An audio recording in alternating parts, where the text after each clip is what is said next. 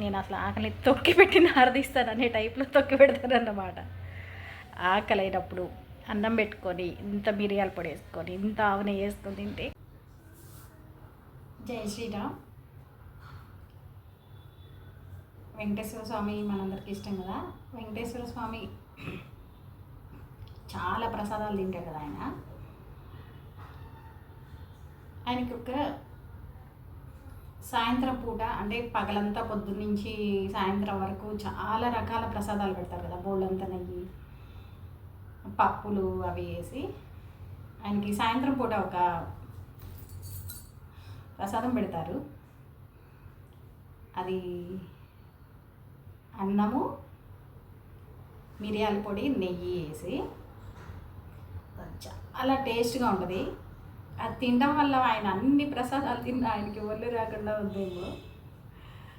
ఒకసారి మీరు కూడా ట్రై చేయండి. ఇది నా ఇంపార్టెంట్ జ్ఞాపకం. అది తిన్నప్పుడు నేను ఫోటో తీసుకున్నాను. ట్రై చేయండి, చాలా బాగుంటుంది. అన్నం మిరియాల పొడి నెయ్యి.